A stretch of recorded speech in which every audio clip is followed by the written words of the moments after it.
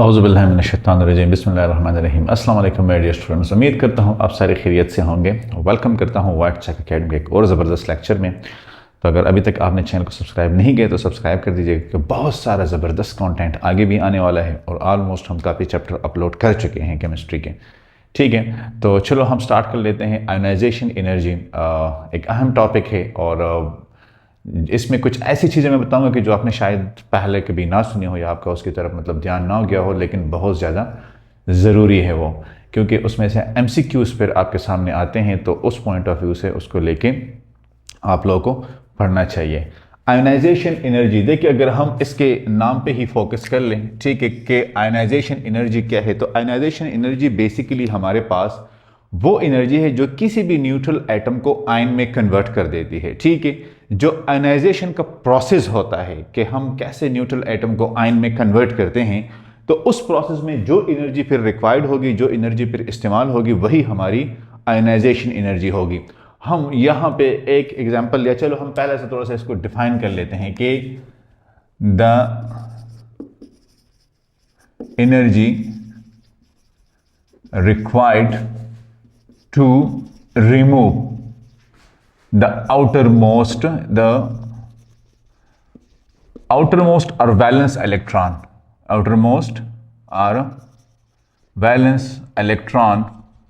from an atom in gaseous state। ठीक है, कि वो एनर्जी जो हमारे पास किसी भी मतलब ये कि एटम में से आउटर मोस्ट इलेक्ट्रॉन को रिमूव कर देती है, तो उस एनर्जी को हम कहते हैं आयोनाइजेशन एनर्जी। क्या कहते हैं? Ionization energy. फॉर एग्जांपल हम सपोज कर लेते हैं कि यहाँ पे हमारे पास ये एक एटम है जो कि गैसियस स्टेट में है और आइसोलेटेड एटम है। अब ये एक न्यूट्रल एटम है, अगर हम इसको आयन में कन्वर्ट कर लें, ठीक है, और ये एक इलेक्ट्रॉन इसमें से निकाले, तो ये जो हमारा प्रोसेस आता है, इस प्रोसेस को हम बेसिकली कहते हैं आयोनाइजेशन। क्या कहते हैं? आयोनाइजेशन।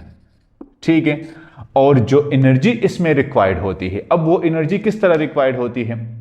वो एनर्जी यहाँ पे इस तरह रिक्वायर्ड होती है कि हमारे पास, आपको पता है कि एक एटम में न्यूक्लियस होता है जिसके ऊपर पॉजिटिव चार्ज होता है और फिर उसके साथ शेल्स होते हैं। शेल्स जिसको हम मतलब ये कि ऑर्बिट्स कहते हैं, ठीक है, फिर सब शेल ऑर्बिटाल, सब शेल ऑर्बिटाल, ये होती है जिसमें इलेक्ट्रॉन सराउंडिंग में मतलब मूव कर रहे होते हैं। अब शेल और ऑर्बिटल क्या है?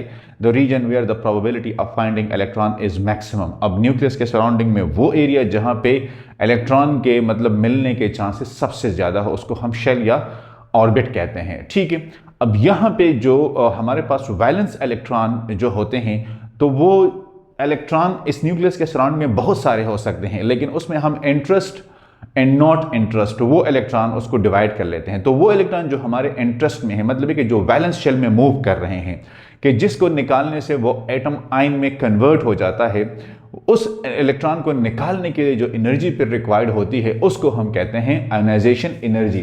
फॉर एग्जाम्पल अगर हम यहाँ पे ले लें, ये हमारे पास ये एक न्यूक्लियस है, ये इसके सराउंडिंग में डिफरेंट शेल है, N1 है, N2 है, N3 है एंड N4 है। ठीक है, अब यहाँ पे एक इलेक्ट्रॉन मौजूद है। ठीक है, आपको पता है कि ये हमारा जो है ना वो न्यूक्लियस है। ठीक है, Ze जिसको हम डिनोट करते हैं, ये हमारा वैलेंस इलेक्ट्रॉन है। क्या है? वैलेंस इलेक्ट्रॉन है। अब इस न्यूक्लियस का इस वैलेंस इलेक्ट्रॉन के ऊपर एक अट्रैक्टिव फोर्स होता है। क्या होता है? Attractive force. इस अट्रैक्टिव फोर्स के जरिए न्यूक्लियस इस इलेक्ट्रॉन को, ये देखें, अट्रैक्टिव फोर्स होता है, अट्रैक्टिव फोर्स, और इसको हम कहते हैं वैलेंस इलेक्ट्रॉन। Valence electron. अब इस अट्रैक्शन को, क्योंकि ये एक बॉन्ड है, मतलब ये कि ये न्यूक्लियस इसको अपनी तरफ खींच रहा है। अब जब ये न्यूक्लियस इसको अपनी तरफ खींच रहा है और आप चाहते हो कि आप इस इलेक्ट्रॉन को मतलब ये कि यहां से निकाल दो, जिस तरह हम सेंट्रीफ्यूगल और सेंट्रीफ्यूगल फोर्स का पढ़ रहे थे कि सेंट्रीफ्यूगल इनर अट्रैक्शन है, सेंट्रीफ्यूगल आउटर अट्रैक्शन है, या आउटर जो है ना मतलब ये कि एक पुश है।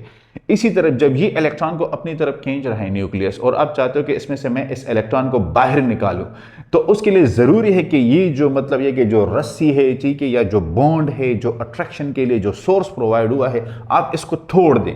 जब आप इसको तोड़ेंगे, अब इसकी मतलब यह है कि यहां पे इसकी आप ब्रेकिंग करेंगे। क्या करेंगे? ब्रेकिंग करेंगे किस चीज की, इस अट्रैक्टिव फोर्सेस की। तो जब इस अट्रैक्टिव फोर्स की आप तोड़ेंगे तो फिर ये इलेक्ट्रॉन यहां से फ्री हो जाएगा। जब ये फ्री होगा तो फिर इस इलेक्ट्रॉन को आप इजीली निकाल सकते हो।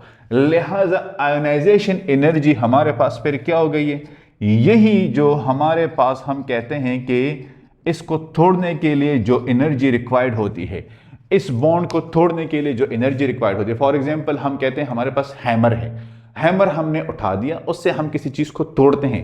अब तोड़ना जो है ना, ये हैमर का काम है, लेकिन हैमर अगर अपनी जगह पर पड़ा है तो ये तोड़ फोड़ कुछ भी नहीं करता, ठीक है।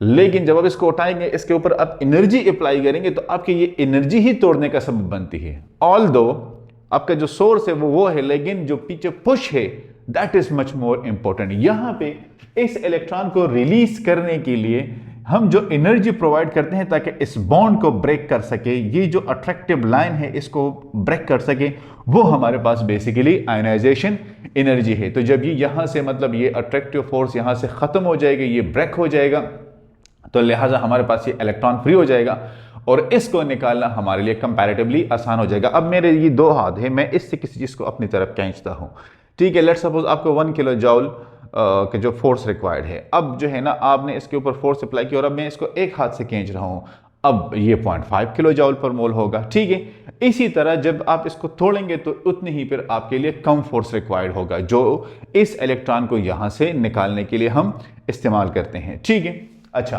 अब यहां पे हमारे पास बेसिकली आयोनाइजेशन एनर्जी को हम IE से डिनोट करते हैं, IE से डिनोट करते हैं, आयोनाइजेशन एनर्जी है ये हमारे पास।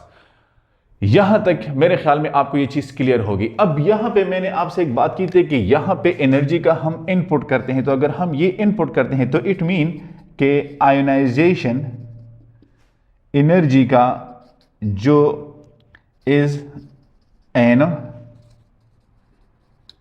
Endothermic process.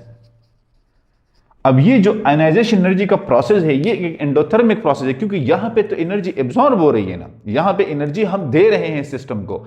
जब हम सिस्टम को एनर्जी दे रहे हैं लिहाजा ये एंडोथर्मिक है, मतलब ये कि इनकमिंग है। एक होता है एक्सोथर्मिक जिसमें आउटगोइंग होता है, exo going away, endo coming inside, ठीक है। तो ये एक एंडोथर्मिक प्रोसेस है।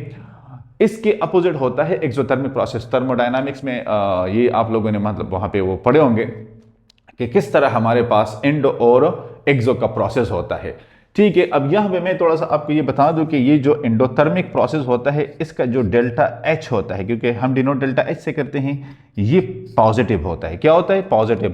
सो लिहाजा फिर एक्सोथर्मिक का नेगेटिव होगा, उसका डेल्टा H नेगेटिव होगा। अच्छा चलो मैं इसको इस रिएक्शन में ही आपको क्लैरिफाई कर देता हूं। तो यहां पे जो आयोनाइजेशन एनर्जी है delta H, that will be positive, that will be positive. तो ये हमारे पास बेसिकली आ जाता है क्या, ये इंडिकेट करता है कि आयोनाइजेशन एनर्जी का जो प्रोसेस है वो एंडोथर्मिक प्रोसेस है। ये एमसीक्यूज के लिए आप इसको अंडरलाइन कर लें कि the process of ionization energy is endothermic, exothermic, none of the previous two, ठीक है। ये आपको अगर वो ऑप्शन दे देते हैं, न्यूट्रल भी साथ में लिख सकते हैं, ठीक है। तो फिर आपको ये पता होना चाहिए कि ये मेरे पास एक एंडोथर्मिक प्रोसेस है। या आयोनाइजेशन एनर्जी का वो एक मतलब एक रिएक्शन आपको देते हैं, सामने आपसे कहते हैं कि delta H will be equal to this value, symbol लगाएं, तो सिंबल में फिर आप पॉजिटिव लगाएंगे, ठीक है। ये कन्वेंशन है वो फिर आप पॉजिटिव लगाएंगे रादर देन नेगेटिव, ठीक है। तो और आप कुछ भी नहीं लगाएंगे तो तब भी वो फिर पॉजिटिव ही कहलाएगा, ठीक है। अच्छा, यहां तक मेरे ख्याल में आप लोगों को क्लियर हुआ होगा। अब इसके बाद हम आते हैं कि फैक्टर्स, वो कौन से फैक्टर्स है जो आयोनाइजेशन एनर्जी को इफेक्ट करते हैं। देखिए यहां पे आप सोडियम को ले लें, ठीक है, उसका भी रिएक्शन करवा सकते हैं, पोटाशियम वगैरह उसका भी रिएक्शन करवा सकते हैं, लेकिन मैं चाहता हूं कि हम ज्यादा बात फिर करें फैक्टर्स पे जो कंसेप्चुअल चीजें हैं। एग्जांपल अब यहां पे आप कोई भी दे सकते हैं कि किस तरह मैं आउटर मोस्ट शेल से इलेक्ट्रॉन निकाल सकता हूं। हाँ, इसके लिए आपने ये एक बात याद रखनी होगी कि ये जो आयोनाइजेशन एनर्जी का जो प्रोसेस होता है ये बेसिकली होता है किस चीज के लिए? आइसोलेटेड एटम्स के लिए। किस चीज के लिए? Isolated atoms, gaseous atoms and non bonded atoms, ठीक है, नॉन बॉन्डेड एटम्स। इन तीनों कंडीशंस में ये हो सकता है, अदरवाइज आपका आयोनाइजेशन नहीं हो सकता। अगर कोई एटम बॉन्डेड फॉर्म में है तो उसका भी आयनाइजेशन जो है ना वो नहीं हो सकता, मतलब है कि वो मॉलिक्यूलर फॉर्म में है, या कोई एटम हमारे पास अदर देन गैसियस स्टेट है, मतलब है कि वो सॉलिड में है, लिक्विड में है या मेटल से, तो उसके लिए फिर बड़ा ये मुश्किल हो जाता है। सॉरी, सॉलिड और लिक्विड में है तो फिर वहां पे भी ये बड़ा मुश्किल हो जाता है। ठीक है, तो इसके लिए जब भी आप आयनाइजेशन करना चाहते हैं तो इसके लिए सबसे पहले ज़रूरी है कि जो भी आप सब्सटेंस में ये करना चाहेंगे उसको आप गैसियस स्टेट में कन्वर्ट कर लें।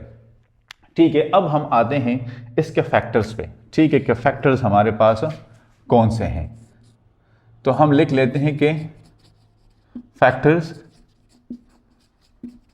Affecting ionization energy. Ionization energy वो कौन सा फैक्टर है जिसकी वजह से आयनाइजेशन एनर्जी जो है ना वो इफेक्ट हो सकती है। उसमें सबसे जो पहला फैक्टर है वो है हमारे पास size of an atom. Size of an atom, ठीक है, ये सबसे पहले हमारा फैक्टर है। अब क्या, तो आयनाइजेशन एनर्जी बेसिकली हमारे पास इनवर्सली प्रोपोर्शनल है साइज ऑफ एन एटम के। किस तरह इनवर्सली प्रोपोर्शनल है? देखिए, हमने बात की थी हमेशा कि जितना मतलब यह है कि हम पीरियोडिक टेबल में लेफ्ट टू राइट जाएंगे, ठीक है, जितना हम पीरियोडिक टेबल में लेफ्ट टू राइट जाएंगे तो हमारे पास क्या होता है, साइज इंक्रीज होता है या हमारे पास डिक्रीज होता है? डिक्रीज होता है। क्या होता है? डिक्रीजेस। ठीक है, क्यों डिक्रीज होता है? क्योंकि जब हम लेफ्ट टू राइट जाते हैं तो number of electrons increases. Number of electron increases. जब नंबर ऑफ इलेक्ट्रॉन इंक्रीज होंगे तो जो नंबर ऑफ इलेक्ट्रॉन इंक्रीज होंगे तो न्यूक्लियस का और इनका अट्रैक्शन इतना ज्यादा हो जाता है कि ये साइज ऑफ एन एटम को स्क्वीज कर लेते हैं, उसको श्रिंक कर लेते हैं। तो इससे साइज के डिक्रीज में मतलब है कि खातर खा फर्क पड़ता है, मतलब है कि साइज पे फर्क पड़ता है और साइज इसके साथ डिक्रीज होता है। लिहाजा जब साइज डिक्रीज होगा तो व्हाट डू यू थिंक कि आयनाइजेशन एनर्जी क्या होगी? डेफिनेटली आयनाइजेशन एनर्जी हमारे पास क्या होगी? वो भी ionization energy from left to right increases. From left to right increases. ठीक है, अब सेकंड हमारे पास के लेफ्ट टू राइट जब ये इंक्रीज होती है तो और इसके साथ क्या होता है? जब लेफ्ट टू राइट ये इंक्रीज होती है तो टॉप टू बॉटम पर क्या होता है? तो टॉप टू बॉटम पे हम बात कर सकते हैं कि top to bottom, moving from top to bottom, moving on top to bottom.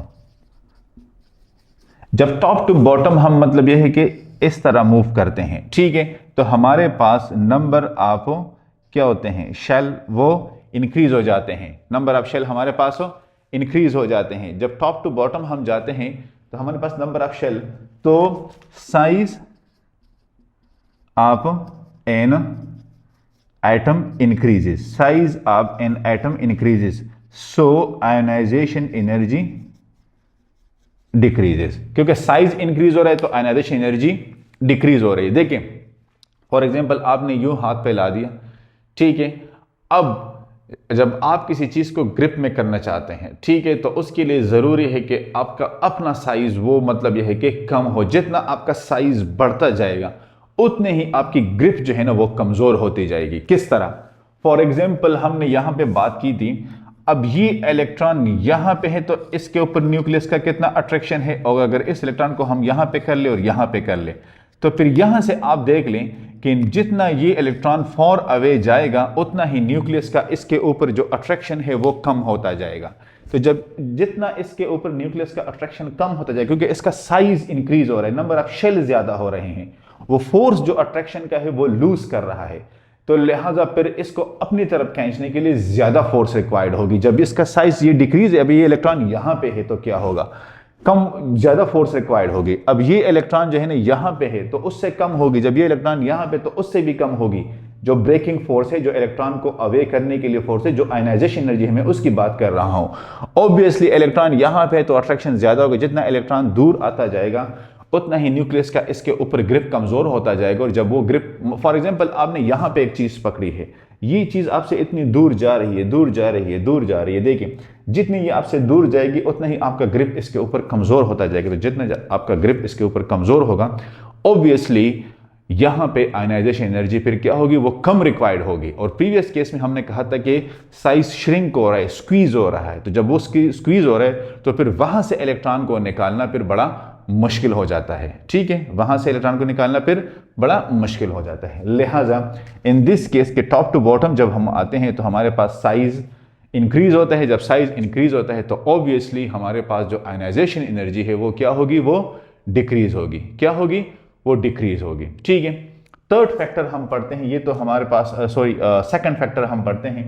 पहला हमने पढ़ा है size of an atom, second हमारे पास है इफेक्टिव न्यूक्लियर चार्ज। क्या है, इफेक्टिव न्यूक्लियर चार्ज। तो सेकंड हमारे पास है इफेक्टिव न्यूक्लियर चार्ज। अब इफेक्टिव न्यूक्लियर चार्ज, तो इफेक्टिव न्यूक्लियर चार्ज और इसका रिलेशन कुछ इस तरह का है कि जितना न्यूक्लियर चार्ज ज्यादा होगा उतनी आयनाइजेशन एनर्जी ज्यादा रिक्वायर्ड होगी। तो मतलब यह है कि ionization energy is directly proportional to effective nuclear charge. ठीक है, इफेक्टिव न्यूक्लियर चार्ज, क्योंकि जितना इफेक्टिव न्यूक्लियर चार्ज ज्यादा होगा उतनी आयनाइजेशन एनर्जी ज्यादा रिक्वायर्ड होगी। अब मैं यहां से आपको बताता हूं कि for example we are moving from left to right. ठीक है, तो लेफ्ट टू राइट जब हम मूव कर रहे हैं तो हमारे पास क्या होगी, nuclear charge. Yes, nuclear charge हमारे पास ज्यादा होगा। न्यूक्लियर चार्ज इंक्रीजेस, क्या होगा, इंक्रीजेस। क्यों, क्योंकि यहां पे साइज में जो श्रिंक लेके आ रहा है, जो स्क्वीज लेके आ रहा है, वही यही न्यूक्लियर चार्ज है जो यहां पे मैंने आपको बताया था कि जब ये न्यूक्लियस इसके ऊपर फोर्स अट्रैक्ट करेगा तो जितना इसका साइज कम होगा इतना ही ये अपनी तरफ इसमें जो अट्रैक्शन होगी वो मैक्सिमम होगी, वो डोमिनेंट होगी। लिहाजा जब ये मतलब जिसका इसका साइज इंक्रीज होता जाएगा तो उतना ही न्यूक्लियर चार्ज, आप सपोज कर ले कि न्यूक्लियर चार्ज और साइज ये दोनों इनवर्सली प्रोपोर्शनल है। तो फिर आपके जहन में बात आ जाएगी कि nuclear charge, effective nuclear charge और साइज ऑफ एन एटम ये दोनों इनवर्सली प्रोपोर्शनल है। अगर हमारे पास साइज इंक्रीज होता है तो इफेक्टिव न्यूक्लियर चार्ज हमारे पास डिक्रीज हो जाएगा। क्या हो जाएगा, डिक्रीज हो जाएगा। अगर साइज डिक्रीज होता है तो इफेक्टिव न्यूक्लियर चार्ज इस पर इंक्रीज होगा। इसी तरह न्यूक्लियर चार्ज साइज को डिक्रीज और इंक्रीज भी कर सकता है अप टू सम एक्सटेंट, पूरी तरह से नहीं लेकिन कुछ हद तक ये साइज के ऊपर फर्क डाल सकता है। ठीक है, अच्छा, अब लेफ्ट टू राइट ये इंक्रीज हो रहा है, लिहाजा जब न्यूक्लियर चार्ज इंक्रीज होगा तो आयनाइजेशन एनर्जी क्या होगी, आयनाइजेशन एनर्जी भी हमारे पास इंक्रीज होगी। आयनाइजेशन एनर्जी भी हमारे पास इंक्रीज होगी। और अगर हम बात करें कि टॉप टू बॉटम, तो टॉप टू बॉटम हमारे पास nuclear charge, effective nuclear charge ये डिक्रीज हो रहा है। क्यों डिक्रीज हो रहा है, क्योंकि size of an atom increase हो रहा है, लिहाजा आयनाइजेशन एनर्जी क्या हो रही है, वो डिक्रीजेस, वो डिक्रीजेस। तो ये हमारे पास आ जाता है कि किस तरह न्यूक्लियर चार्ज इसके ऊपर फर्क डालता है। लेकिन यहां पे आपने एक चीज याद करनी है कि जब भी आपके जहन में ये आता है तो इसके साथ आपको पता होना चाहिए कि ये न्यूक्लियर चार्ज का फिनोमेना आप सीख सकते हैं इस डायग्राम से। ठीक है, कि ये लेट सपोज N1 है, N2 है, N3 है और N4 है। कि देखिए यहां पे न्यूक्लियर चार्ज क्या होगा, यहां पे न्यूक्लियर चार्ज क्या होगा, यहां पे न्यूक्लियर चार्ज क्या होगा और यहां पे न्यूक्लियर चार्ज।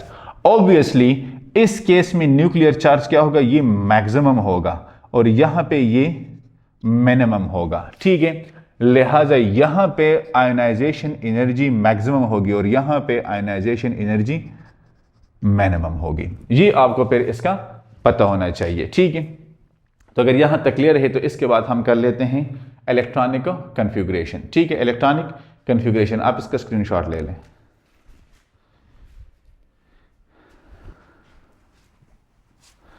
अच्छा, अब हम आते हैं इलेक्ट्रॉनिक कॉन्फ़िगरेशन की तरफ। इलेक्ट्रॉनिक कॉन्फ़िगरेशन का भी ये बड़ा जो है ना वो इंटरेस्टिंग है कि किस तरह इलेक्ट्रॉनिक कॉन्फ़िगरेशन हमारे पास वो आयनाइजेशन एनर्जी पे फर्क डालता है। वहां पे हम एक दो एक्सेप्शंस भी पढ़ेंगे क्योंकि नाइट्रोजन के केस में फिर वो एक्सेप्शंस आ जाते हैं, मतलब कि वो जो सीक्वेंस है वो बिल्कुल उलट हो जाता है। लिहाजा आपको पता होना चाहिए कि इन केस ऑफ नाइट्रोजन ये सीक्वेंस मतलब ये कि चेंज क्यों हो जाता है, इसके पीछे रीजंस क्या है। ठीक है, अच्छा, अब हम थर्ड जो हमारा फैक्टर है वो है इलेक्ट्रॉनिक कन्फिगरेशन।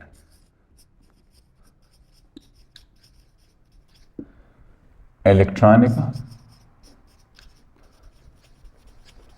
कन्फिगरेशन, ठीक है। अब इलेक्ट्रॉनिक कन्फिगरेशन का जो हमारा पॉइंट है, तो इलेक्ट्रॉनिक कन्फिगरेशन का आपको पता है, इस पर ऑलरेडी मैं एक लेक्चर रिकॉर्ड करवा चुका हूं कि जो हमारे पास रूल्स होते हैं, पॉल एक्सक्लूजन प्रिंसिपल है, हॉर्न्स रूल है, अब्बा प्रिंसिपल है, कि किस तरह किसी भी एटम में जो इलेक्ट्रॉन होते हैं उनकी एक प्रॉपर सीक्वेंस होती है, उनकी एक प्रॉपर सीक्वेंस होती है, ठीक है।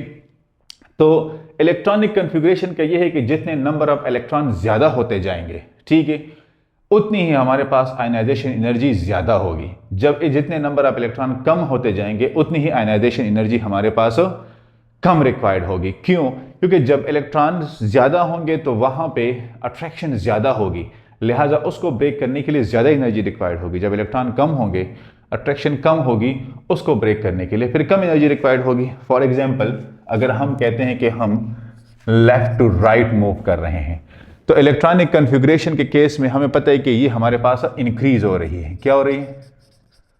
Increase is electronic configuration. तो जब ये इंक्रीज होगी तो आयनाइजेशन एनर्जी क्या होगी? Ionization energy should also be increases, ठीक है। और जब हम कहते हैं कि टॉप टू बॉटम, तो ये हमारे पास जो इलेक्ट्रॉनिक कन्फिगरेशन है वो डिक्रीज हो रही है। क्या हो रही है? वो डिक्रीज हो रही है। देखें, ये हमारे पास डिक्रीज हो रही है, तो यहां पे आयनाइजेशन एनर्जी डिक्रीज हो रही है, ठीक है। मतलब यह है कि अगर हम बात करें कि हमारे पास टू एटम्स हैं, एक हमारे पास ऑक्सीजन है, नाइट्रोजन है, और एक हमारे पास ऑक्सीजन है। फॉर एग्जांपल, एक हमारे पास नाइट्रोजन है, दूसरा हमारे पास ऑक्सीजन है। अब इसमें आयनाइजेशन एनर्जी किसकी ज्यादा होगी? तो according to this statement ionization energy oxygen की ज्यादा होगी। इस तरह हम लिख लेते हैं, ठीक है। ये है आयनाइजेशन एनर्जी, इस तरह होनी चाहिए, लेकिन ये इस तरह नहीं है, ये इसके उलट है। उलट मतलब क्या है? क्योंकि ये इस तरह है। अब आप कहेंगे कि सर ऊपर तो आपने ये लिखवाया है, तो फिर यहां पे इसका फिर क्या मतलब हुआ? इसका मतलब ये है कि हमारे पास इस यहां पे हम आते हैं टोटल से इलेक्ट्रॉनिक कन्फिगरेशन पे, और वहां पे फिर हम स्टेबल और अनस्टेबल इलेक्ट्रॉनिक कन्फिगरेशन को थोड़ा सा डिस्कस करेंगे। तो मेरे कहने का मकसद ये है कि यहां पे हमारे पास नाइट्रोजन के आउटरमोस्ट शेल में 3 इलेक्ट्रॉन है, 2p3, और ये हमारे पास है 2p4। अब यहां पे अगर हम इसकी इलेक्ट्रॉनिक कन्फिगरेशन कर लें, एक इलेक्ट्रॉन, एक इलेक्ट्रॉन, एक इलेक्ट्रॉन, इस केस में अगर हम इलेक्ट्रॉनिक कन्फिगरेशन करें, एक इलेक्ट्रॉन, एक इलेक्ट्रॉन, एक, और ये स्टेबल इलेक्ट्रॉनिक कन्फिगरेशन है, और ये अनस्टेबल इलेक्ट्रॉनिक कन्फिगरेशन है। अब आप कहेंगे सर ये स्टेबल और अनस्टेबल का फिर क्या मतलब हुआ? देखें, यहां पे हम कहते हैं कि हमारे पास 3 कंडीशंस होते हैं, फुली फिल्ड, ठीक है, हाफ फिल्ड और पार्शियली फिल्ड। ये 3 कंडीशंस होते हैं। अब आपके ख्याल में सबसे ज्यादा मुश्किल कहां पे इलेक्ट्रॉन को निकालना होगा? तो ऑब्वियसली आप कहेंगे सर जब फुली फिल्ड होते हैं तो वहां पे इलेक्ट्रॉन को निकालना सबसे मुश्किल होता है। उसके बाद जो हाफ फिल्ड होते हैं वहां पे इलेक्ट्रॉन को निकालना as compare to that easy होता है, और as compare to partially filled उससे फिर मुश्किल होता है, और पार्शियली फिल्ड में सबसे कम रिक्वायर्ड होता है। अब यहां पे आप इस इलेक्ट्रॉनिक कन्फिगरेशन को देखिए, ये हमारे पास बेसिकली है क्या? Partially field. क्या है? Partially field. और इस केस को आप देखिए तो ये आपके पास है हाफ फिल्ड। अब लिहाजा यहां पे ज्यादा एनर्जी रिक्वायर्ड होगी as compare to this one, as compare to this one. तो यहां पे अगर हम आयनाइजेशन एनर्जी की बात करें तो आयनाइजेशन एनर्जी इसकी सबसे ज्यादा होगी as compare to this one, और इसकी ज्यादा होगी as compare to that one, ठीक है। कि स्टेबल और अनस्टेबल वाली बात है। लिहाजा यहां पे एक्सेप्शनल केस में हम कह सकते हैं कि हमारे पास ये जो चीज आ गई है ये सही है कि नाइट्रोजन की जो आयनाइजेशन एनर्जी है वो ऑक्सीजन से ज्यादा है। क्यों? क्योंकि नाइट्रोजन की जो इलेक्ट्रॉनिक कन्फिगरेशन है वो हाफ फिल्ड है, while in case of oxygen ये पार्शियली फिल्ड है। तो हम यहां पे अगर इसको थोड़ा सा और फर्दर करें कि ionization energy of nitrogen that is greater than ionization energy of oxygen. इसको आप इस तरह भी कर सकते हैं कि फॉर एग्जांपल आपके पास D3, D5 और D10 की डिफरेंट केसेस हैं। तो पहले केस में अगर हम देख लें कि हमारे पास ये जो आ जाता है 1, 2 और 3, ठीक है, ये तो ये वाला केस हो गया। इस केस को देखते हैं। तो इस केस में हमारे पास एक इलेक्ट्रॉन, एक इलेक्ट्रॉन, एक इलेक्ट्रॉन, एक और ये एक, ठीक है। और इस केस को देख लेते हैं, एक इलेक्ट्रॉन, एक इलेक्ट्रॉन, एक इलेक्ट्रॉन, एक इलेक्ट्रॉन, एक, ये फिर जो हर्ट्ज रूल है उसको हम देखते हैं। अब यहां पे what do you think ionization energy का पैटर्न क्या होगा? सिंपली हमारे पास जो D10 होंगे उसकी सबसे ज्यादा होगी एज कंपेयर टू D5 और उसकी ज्यादा होगी एज कंपेयर टू D3। तो ये बेसिकली हमारे पास जो कंडीशंस आते हैं इसको आप देख लें कि अब d ऑर्बिटल का कैसे मतलब ये कि डिफरेंट वो ऑर्बिटल लेके एक दूसरे के साथ उसका कंपैरिजन कर सकते हैं, ठीक है। तो ये एक एक्सेप्शन आ जाता है उसमें नाइट्रोजन और ऑक्सीजन में। अब द फोर्थ वन हमारे पास है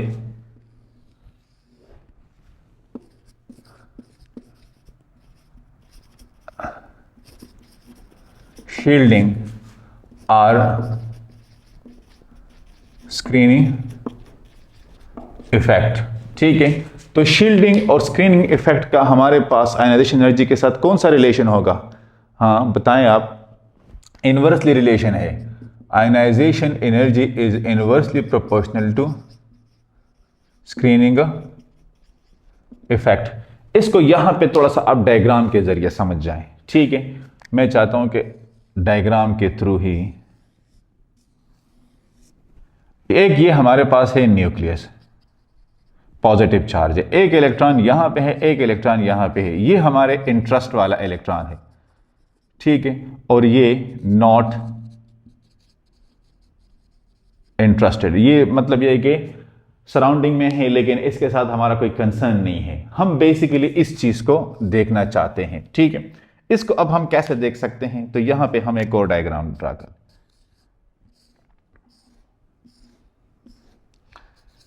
N1, N2, N4, ठीक है। ये हमारे पास अब डिफरेंशियल है। अब यहां पे एक इलेक्ट्रॉन है, इस इलेक्ट्रॉन को ये न्यूक्लियस अपनी तरफ अट्रैक्ट करता है, ठीक है। ये अट्रैक्शन है। लेकिन यहां पे भी इलेक्ट्रॉन मौजूद हैं। ये इलेक्ट्रॉन यहां पे एक रिपल्शन कास्ट करते हैं क्योंकि सेम चार्जेस हैं। तो जहां पे ये रिपल्शन, तो मतलब यह है कि ये अट्रैक्शन वर्सेस रिपल्शन का मुकाबला है, ठीक है। अब ये जो रिपल्शन है बेसिकली जी इस इलेक्ट्रॉन को इस तरफ खींचने से मना करती है और न्यूक्लियस इसके ऊपर फोर्स अप्लाई करती है ताकि वो इसको अपनी तरफ खींचे। ये ओवरऑल हमारे पास वो शील्डिंग या स्क्रीनिंग इफेक्ट है। ये इलेक्ट्रॉन, ये जो सेंटर वाले इलेक्ट्रॉन है, इस इलेक्ट्रॉन को यहां पे लाने के मुकाबले में एक शील्ड का रोल प्ले करती है, जिसको शील्डिंग इफेक्ट कहते हैं ना। ये एज अ शील्ड प्रोवाइड करते हैं कि भाई आप ना आए। फॉर एग्जाम्पल 3 बंदे यहां पे खड़े हैं, ठीक है। आपने जो फाइनल बंदा है जो वहां से 1 नंबर है और यहां से 3rd नंबर है, आपने उसको पकड़ा और उसको अपनी तरफ खींच रहे हैं। जो दरमियान वाले बंदे हैं वो आपके हाथ को मतलब ये कि मार के उसको छोड़ने की या छुड़वाने की कोशिश कर रहे हैं। ये जो दरमियान वाले 2 बंदे हैं जो तीसरे बंदे को छोड़ने की कोशिश कर रहे हैं, ठीक है, ये दोनों एज अ शील्ड काम करते हैं। ये वो इनर इलेक्ट्रॉन है, वो वैलेंस इलेक्ट्रॉन है। तो जब ये एज अ शील्ड, तो इसको हम बेसिकली शील्डिंग इफेक्ट कहते हैं। अब ये शील्डिंग इफेक्ट और ये आयनाइजेशन एनर्जी क्यों इनवर्सली प्रोपोर्शनल है? क्योंकि जब ये शील्डिंग और स्क्रीनिंग इफेक्ट जितना ज्यादा होता जाएगा तो ये इलेक्ट्रॉन इतना ही फॉर अवे रहेगा इस न्यूक्लियस से। तो जब ये फॉर अवे रहेगा, इसके करीब आएगा ही नहीं।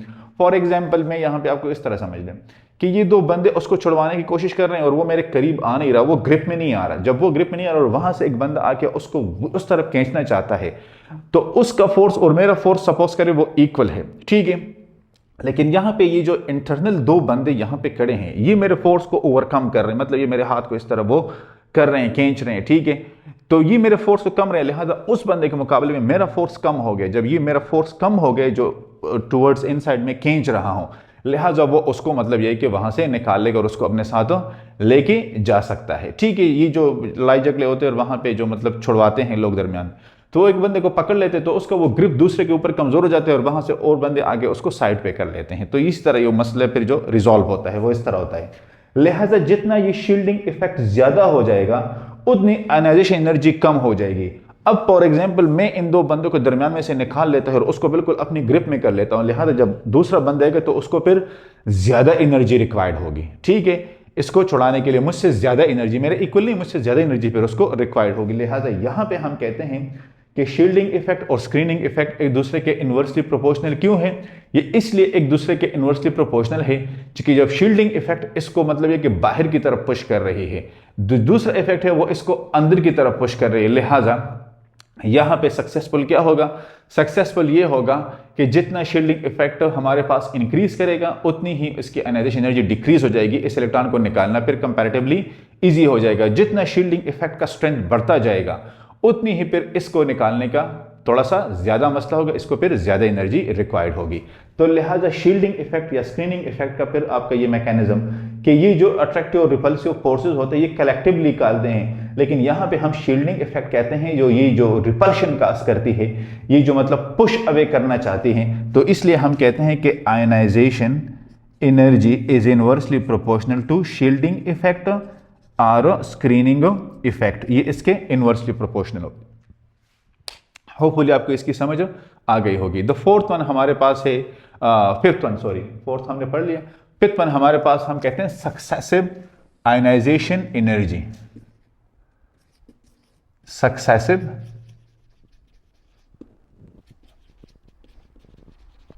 Ionization energies. आपने बिल्कुल भी परेशान नहीं होना, ठीक है। आप सिर्फ चैनल को सब्सक्राइब कर दीजिएगा, समझाने वाला काम मेरा है। तो अगर कोई चैनल पे न्यू है तो सब्सक्राइब कर दीजिएगा, बेल आइकन के साथ प्रेस कर दीजिएगा। अगर ऑलरेडी आपने सब्सक्राइब किया हुआ है तो अपने दोस्तों के साथ शेयर कर दीजिएगा, ठीक है। सक्सेसिव आयनाइजेशन एनर्जी क्या है, इसको मैं आपको एक एग्जाम्पल से समझाता हूं। फॉर एग्जाम्पल हमने स्टार्ट में एक लिया हुआ था कि हमारे पास एक गैसियस एटम था, हमने इसका रिएक्शन करवा के इसको A+ में 1 इलेक्ट्रॉन, ठीक है। इसकी ये जो है आयनाइजेशन एनर्जी 1 हो गई। लिहाजा सेकंड इस प्लस को गैसियस फॉर्म में है, हमने इसका दोबारा रिएक्शन करवा दिया, ये +2 हो गया, ये गैसियस फॉर्म में है 1 इलेक्ट्रॉन, ये I2 है, और इसका ये गैसियस फॉर्म में है, हमने रिएक्शन +3 हो गया, गैसियस फॉर्म में है, 1 इलेक्ट्रॉन रिमूव, अब आयनाइजेशन एनर्जी 3। हमारे पास 3 आयनाइजेशन एनर्जी आ गई है, 3 आयनाइजेशन एनर्जी। हम कहते हैं कि on the basis of the sequence कि ये जो हमारे पास आयनाइजेशन एनर्जी 3 है, ये ज्यादा होगी आयनाइजेशन एनर्जी 2 के, और ये ज्यादा होगी आयनाइजेशन एनर्जी 1 के। किस तरह? हम यहां पे बात कर लेते हैं कि सपोज करें हमारे पास एक एटम है, ठीक है। हम ले लेते हैं फ्लोरीन को। किस चीज को? फ्लोरीन को। अब फ्लोरीन में हमारे पास 9 इलेक्ट्रॉन है और 9 प्रोटॉन है, ठीक है। आपने इसका रिएक्शन करवा दिया, गैसियस स्टेट में है, तो फ्लोरीन प्लस आ गया, यहां पे 8 इलेक्ट्रॉन और 9 प्रोटॉन हो गए और 1 इलेक्ट्रॉन I1, एक ये हो गया, ठीक है। अब आपने इसका जो दूसरा स्टेप है वो, ये तो स्टेप 1 हो गया। स्टेप 2 में क्या हुआ? आपने F+ को लिया 8 इलेक्ट्रॉन और 9 प्रोटॉन के साथ, आपने फिर इसका रिएक्शन करवा दिया, ये आ गया आपके पास F+2 में, यहां पे हमारे पास 7 इलेक्ट्रॉन और 9 प्रोटॉन है, और ये +1 इलेक्ट्रॉन और आगे I2। अब इसको आपने गौर से देखना है। पहले केस में हमारे पास थे 9 इलेक्ट्रॉन और 9 प्रोटॉन, तो 9 इलेक्ट्रॉन और 9 प्रोटॉन के लिए जो फोर्स रिक्वायर्ड था, ठीक है। सेकंड केस में अब 8 इलेक्ट्रॉन है और 9 प्रोटॉन है, तो लिहाजा जो न्यूक्लियस है, सपोज यहां पे 1 इलेक्ट्रॉन 2 और 3, और यहां पे ये 4 प्रोटॉन है, ठीक है, और ये 4 इलेक्ट्रॉन है सपोज करें, एक ये फोर्स रिक्वायर्ड है। अब आपने इसमें से एक इलेक्ट्रॉन को कम कर दिया, अब 3 इलेक्ट्रॉन के ऊपर जितना फोर्स है, अब आपने एक और कम कर दिया, अब जितना फोर्स है, डेफिनेटली जब नंबर ऑफ इलेक्ट्रॉन कम होंगे तो आपके पास जो प्रोटॉन है उनकी जो स्ट्रेंथ है, जो अट्रैक्शन है वो मैक्सिमम रहेगी, क्योंकि वहां पे इलेक्ट्रॉन कम है, जो रिपल्शन है वो कम है, लिहाजा ज्यादा फोर्स वहां पे अप्लाई होगा। क्या होगा? ज्यादा फोर्स वहां पे अप्लाई होगा। तो यहां पे हम ये बात करते हैं कि जितने हमारे पास नंबर ऑफ इलेक्ट्रॉन कम होते जाएंगे, अट्रैक्शन उतनी स्ट्रांग होगी, जितनी अट्रैक्शन स्ट्रांग होगी फिर आयनाइजेशन एनर्जी उसके लिए उतनी ही ज्यादा होगी। लिहाजा in case of ionization energy 3 ये बहुत ज्यादा है, क्योंकि ये बहुत कम इलेक्ट्रॉन पे ये फोर्स है, ठीक है। तो यहां से इलेक्ट्रॉन को निकालना बहुत मुश्किल है as compare to this one, क्योंकि यहां पे इलेक्ट्रॉन इसके मुकाबले में ज्यादा है और वहां पे इलेक्ट्रॉन सबसे ज्यादा है as compare to these 2 cases. तो वहां पे इसको निकालना थोड़ा सा आसान हो जाता है। देखिए मैं फिर समझाता हूं कि 4 इलेक्ट्रॉन के ऊपर 4 प्रोटॉन है, तो इसमें से किसी इलेक्ट्रॉन को निकालना किस तरह होगा? 3 इलेक्ट्रॉन 4 प्रोटॉन, अब अट्रैक्शन बहुत ज्यादा स्ट्रांग है, अब निकालना किस तरह होगा? फिर 2 इलेक्ट्रॉन और 4 प्रोटॉन, अब निकालना कितना मुश्किल होगा। ये इस तरह का वो जो है ना फिर बैलेंस इसका आ जाता है। तो ये आपको पता होना चाहिए कि ये अब इसमें भी हमारे पास एक एक्सेप्शन है, और एक्सेप्शन क्या है हमारे पास? वो है नाइट्रोजन का, ठीक है। वो किस तरह है तो वो मैं आपको समझाता हूं।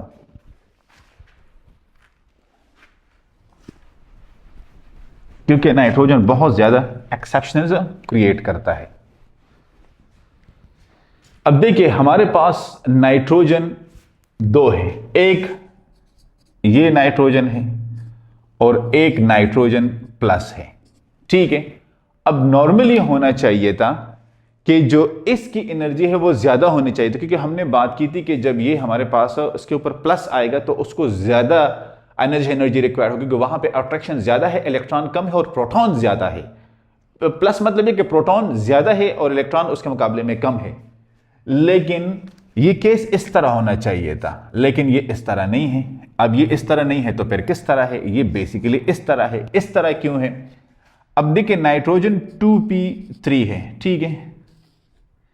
यहां पे एक इलेक्ट्रॉन 2 और ये 3, ये 2p2 है, क्योंकि प्लस इसके ऊपर चार्ज, एक इलेक्ट्रॉन कम हुआ है, एक इलेक्ट्रॉन और ये दूसरा।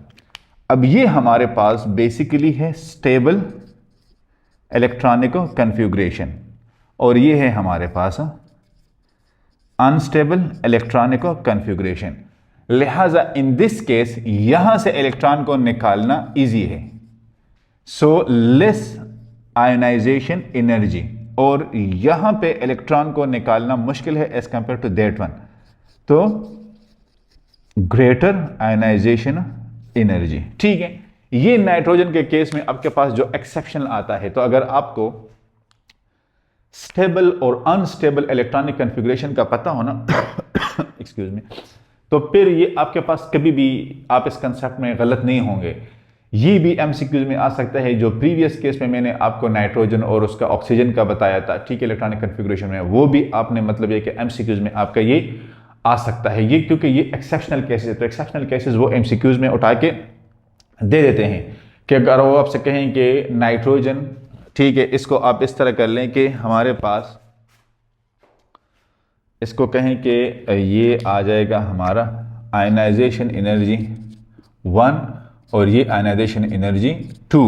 अगर वो इस तरह देते हैं कि किसकी ज़्यादा है तो आपका आंसर तो ये होगा, लेकिन अगर आपने नाइट्रोजन को देख लिया तो फिर आप कह देना कि इनकेस आप नाइट्रोजन, फिर ये इसके उलट होगा, क्योंकि फिर ये इस तरह बिल्कुल भी नहीं बनेगा, ठीक है। तो ये हमारे पास आ जाता है कि किस तरह मतलब यह है कि आयनाइजेशन एनर्जी वेरी करती है, किस तरह आयनाइजेशन एनर्जी वेरी करती है। होपफुली आपको समझ आ गई होगी। फिर भी अगर कहीं पे कोई कन्फ्यूजन है तो आप कमेंट्स एरिया में मुझसे पूछ सकते हैं। फर्दर वीडियोस को देखने के लिए चैनल को सब्सक्राइब कर दीजिएगा। जो ऑलरेडी सब्सक्राइबर है वो अपने दोस्तों के साथ शेयर कर दीजिएगा। इंशाल्लाह मुलाकात होगी नेक्स्ट लेक्चर में, तब तक के लिए अल्लाह हाफिज़।